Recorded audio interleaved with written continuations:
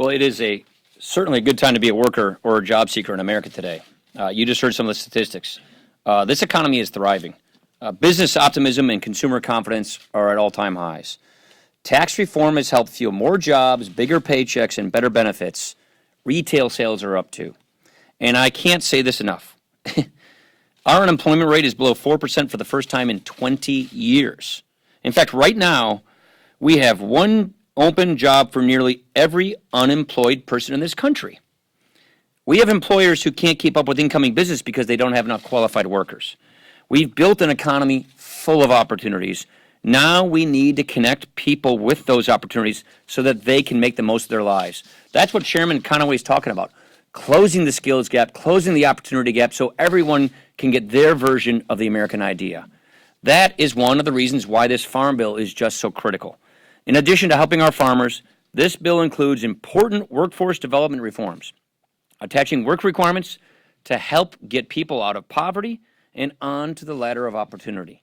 It will reinvest savings into education and training programs that help develop those skills, that closes that opportunity gap. It sets up a system where SNAP recipients who are able to go to work can work. And if they can't, they will be guaranteed training that they need. With these reforms, we are focusing on empowering people.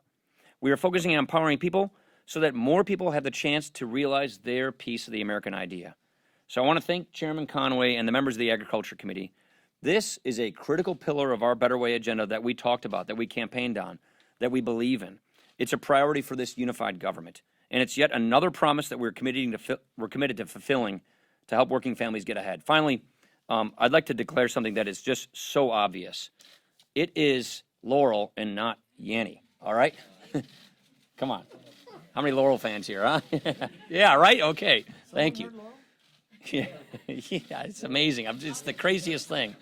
All right, questions. Sherman, you got something other than that? Yeah, I got it. Yeah, all right. But I'm with you. Good. Are you in the Laurel? Okay, thank you. I'm in the Laurel camp. I want, last time when you guys handled trade legislation, it seemed like there was a lot of work. I remember you doing a lot of that work. Yeah, I spent a lot of time on that. Yeah, but I don't see any of that happening at this point, and it seems to be an idea that you'll be able to do something on NAFTA after the election, which, as you know, is a difficult time to get anything done. So I just kind of want to get your thoughts. Well, it's hard to move legislation when you haven't seen it yet. So the way TPA works, I wrote it, is you wait for the administration to get an agreement and then transmit that agreement in writing to Congress. And then you go through the entire TPA process. It involves an ITC scrub. It involves a lot of moving parts, which require certain timelines, and that moves you into December, if the agreement is forthcoming very, very soon, like this week. give a sense about how difficult that process is? We haven't done the process in quite some time. It's one of the reasons why I think President Obama dropped the ball and didn't negotiate trade agreements for a long time. We could have gotten other agreements done then. It hadn't been since Bush when we brought trade agreements to the floor. But under the TPA process, there is a timeline that has to be adhered to. There is some discretion by the ITC on how long they take, but that's within the TPA window. Point is, we can't work a bill unless we have an agreement that's in writing that we can work, and that hasn't occurred yet. That needs to happen this week. Well, yes, according to the TPA law, this isn't my arbitrary deadline. That's just the way the TPA law works. Yeah. Two questions on the midterms and the primaries last night. We saw again another current House Republican fail to advance in Idaho. We saw in the past week some other House members. What do you think is going on there? And also this trend of we're seeing more women running. However, in last night's 27 primaries, only one female Republican is advancing. All 26 other Republicans are men. Is that a concern, and why is that? Yeah, go ahead. We have more incumbents. Yeah, but the incumbents You've obviously poured through the debt a little bit more than I have this morning. I've been working on legislation. I met with Carol Miller yesterday in West Virginia. She won the primary for Evan Jenkins' seat. She's a stellar candidate. She's a leader in the West Virginia state legislature. She's a very impressive woman. I just met with her yesterday. Debbie Lesko, we just put Debbie Lesko on her committees this morning. So we've got some very impressive women who have just arrived and who are going to be arriving. So we're very excited about them.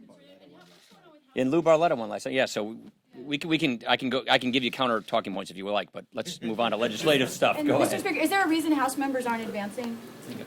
Thank you. Yeah, House members are advancing. Yeah. Thanks, Mr. Speaker.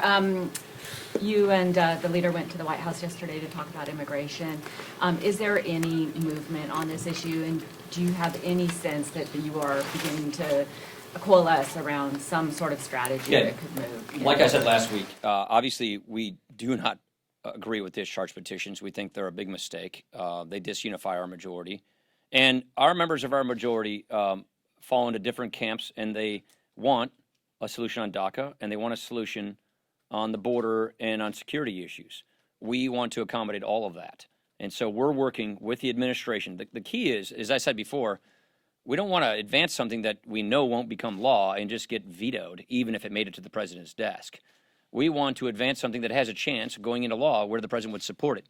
So that's why we met with the president to advance a strategy that addresses the issues that our members have, the concerns they have, but do it in a way where we actually have a process that can get a presidential signature and not a presidential veto, and we're working with our members on that. We're working on it. We'll keep you posted. Soybean. Do you have any plans to meet with the Chinese delegation, which is in town? And if so, what would your message be? On trade, you're talking about? Correct. I don't think I have any plans to meet with the delegation on trade. I do believe, and this is an area I spent a lot of my time in, there are a lot of unfair trade practices coming from China that need to be addressed. I'm glad that we are addressing them.